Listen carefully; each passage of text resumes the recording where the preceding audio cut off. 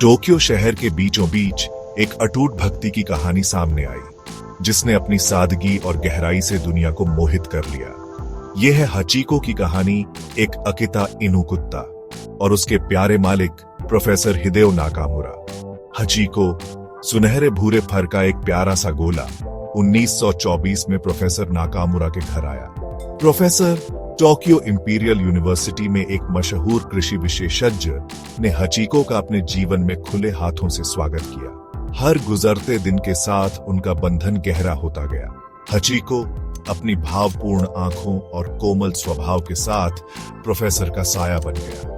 हर सुबह हचीको professor Nakamura के साथ पास के शिबुया स्टेशन तक उनके चलने में साथ जाता और दोपहर में उनकी वापसी का धैर्यपूर्वक इंतजार करता।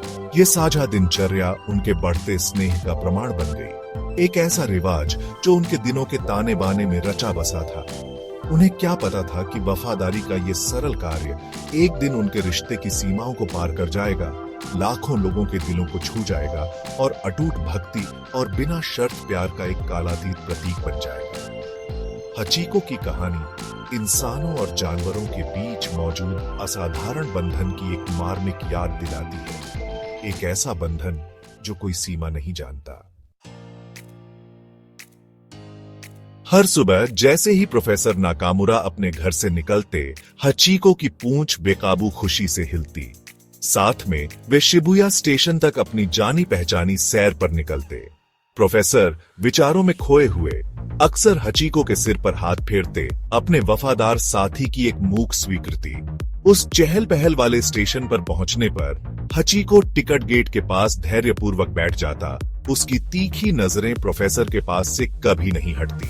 जैसे ही ट्रेन प्रोफेसर नाकामुरा को विश्वविद्यालय ले जाती, हचीको देखता रहता।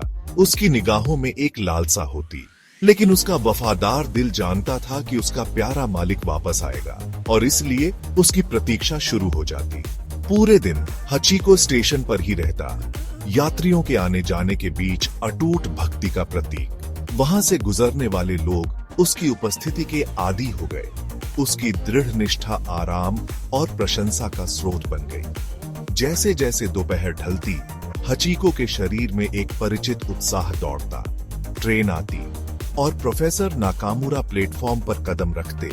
उनके चेहरे पर अपने वफादार साथी को देखकर एक प्यारी सी मुस्कान फैल जाती। 21 मई 1925 किसी भी अन्य दिन की तरह शुरू हुई। हचीको अपनी दिनचर्या के अनुसार प्रोफेसर नाकामुरा के साथ शिबुया स्टेशन गया और उनकी वापसी का इंतजार करने लगा। हालांकि जैसे जैसे घंटे एक लंबी और पीड़ादायक रात में बदलते गए, प्रोफेसर नाकामुरा नहीं दिखे। हचीको को पता नहीं था कि उसके प्यारे मालिक को विश्वविद्यालय में रहते हुए ब्रेन हेमरेज हो गया था।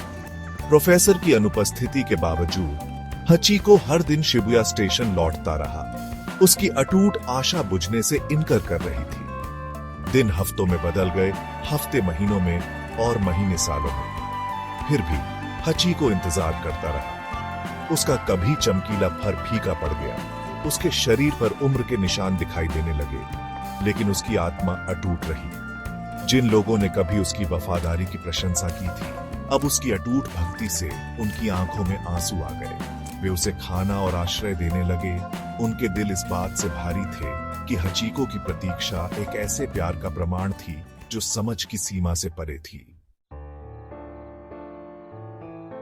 हचीको की अटूट वफादारी की बात पूरे जापान और उसके बाहर फैल गई, जिसने लाखों लोगों के दिलों को मोह लिया।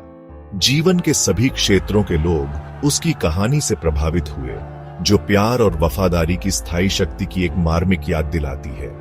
1934 में हचीको की एक कांस्य प्रतिमा शिबुया स्टेशन के बाहर लगाई गई, जो उसकी अटूट भक्ति के लिए एक स्थायी श्रद्धांजलि थी। हचीको की कहानी एक राष्ट्रीय सनसनी बन गई, जिसने अनगिनत दयालुता और करुणा के कार्यों को प्रेरित किया। वह वफादारी के सार का प्रतीक बन गया। उसका नाम अटूट भक्ति और बिना शर्त प्यार का पर्याय बन गया। आज भी हचीको की विरासत जीवित है। उसकी प्रतिमा टोक्यो में एक लोकप्रिय मिलन स्थल बनी हुई है, जो उसकी कहानी की स्थायी शक्ति का प्रमाण है। हचीको की कहानी एक कालातीत याद दिलाती है कि प्यार और वफादारी कोई सीमा नहीं जानते, भाषा, संस्कृति और यहाँ तक कि समय की सीमाओं को भी पार करते हैं।